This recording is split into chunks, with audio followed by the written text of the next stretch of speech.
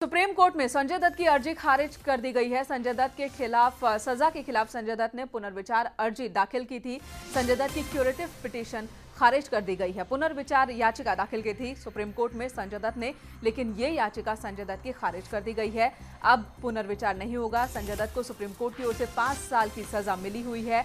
Arms act के तहत सजा पाए संजय दत्त इस वक्त जेल में है और इसी बीच क्यूरेटिव पिटीशन उन्होंने दायर किया था, लेकिन उनकी अर्जी खारिज हो गई है। विप्लव अवस्थी इस वक्त हमारे साथ जुड़ चुके हैं। विप्लव, संजय दत्त को झटका, हालांकि पहले ही कहा जा रहा था कि ये जो याचिका संजय दत्त ने दाखिल की है, बहुत कम उम्मीद इस याचिका पर सुनवाई होने की थी।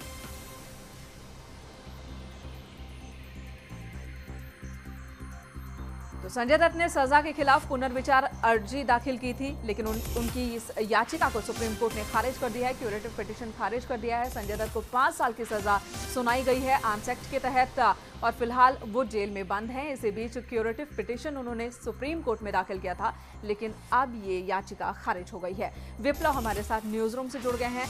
विप्लव, संजय दत्त की याचिका खारिज, जो एक आखिरी उम्मीद संजय दत्त को थी वो भी खत्म। देखिए, मार्च में संजय दत्त को सुप्रीम कोर्ट ने टाडा में आर्म्स एक्ट के अंतर्गत 6 साल की उनको निचली अदालत से सजा मिली थी, उसको बदलकर 5 साल कर दिया था। इसके खिलाफ संजय दत्त ने रिव्यू पिटीशन दाखिल की थी, जिसका सीधे तौर पर मतलब पुनर्विचार होता है, आप अपने फैसले का पुनर्विचार करें। लेकिन सुप्रीम कोर्ट ने मई में यह पुनर्विचार याचिका खारिज कर दी। इसके बाद कानूनी तौर पर सुप्रीम कोर्ट में केवल एक विकल्प बाकी होता है, वो है क्यूरेटिव, यानी कि उपचारात्मक याचिका। ये क्यूरेटिव पिटीशन का सीधे तौर पर मतलब होता है कि अगर किसी भी आदेश में किसी भी तरह की कोई तकनीकी अगर समस्या रह गई हो, कोई भी तकनीकी अगर बिंदु ऐसा हो जो छूट गया हो, उस आधार पर दाखिल की जाती है। कहीं ना कहीं ये जो अंतिम विकल्प होता है सुप्रीम कोर्ट के सामने, वो भी सुप्रीम कोर्ट के सामने संजय दत्त ने अपना लिया था और आज सुप्रीम कोर्ट ने उस क्यूरेटिव याचिका को भी खारिज कर दिया है। सीधे तौर पर इसका यह मतलब निकालें कि अब निचली अदालत यानी कि टाडा अदालत के फैसले से लेकर देश की सबसे बड़ी अदालत तक जितने भी कानूनी विकल्प हैं वो संजय दत्त अपना चुके हैं। अब केवल राष्ट्रपति के पास ही राष्ट्रपति या राज्यपाल जो भी कानूनी तौर पे टाडा के अंतर्गत फैसले को अपील करने के लिए आए, उस पे केवल मर्सी पिटीशन ही फाइल की जा सकती है। जी, लेकिन अगर मर्सी पिटीशन फाइल करते हैं संजय दत्त, तो एक उम्मीद और बाकी है, वरना अदालत की ओर से जो आदेश अब तक दिए गए हैं और जितने भी स्टेप उठाए गए हैं, हर हाल में संजय दत्त को 5 साल की अपनी सजा भुगतनी ही होगी।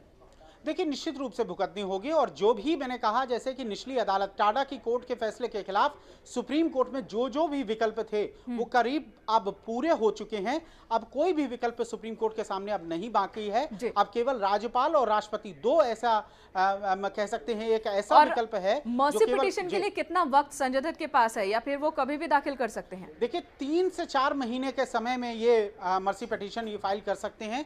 3 महीने का समय जरूर लग सकता है, क्योंकि कुछ कानूनी विकल्प होते हैं, उनको पूरा करना पड़ता है कि आप मर्सी किस आधार पर और क्यों मांग रहे हैं। तो मुझे लगता है अंतिम विकल्प को भी कहीं ना कहीं संजय दत्त इस्तेमाल जरूर करेंगे। विप्लव, क्यूरेटिव पिटीशन खारिज करते वक्त अदालत ने क्या कुछ कहा? देखिए, सुप्रीम कोर्ट में क्यूरेटिव पिटीशन करीब उसी अदालत में जाती है जिस अदालत ने ये फैसला सुनाया होता है। उपचारात्मक याचिका का, जैसा मैंने आपको कहा कि कोई भी ऐसा तकनीकी आधार जिसको फैसले में नहीं देखा गया, वो सुप्रीम कोर्ट के सामने लाया जाता है।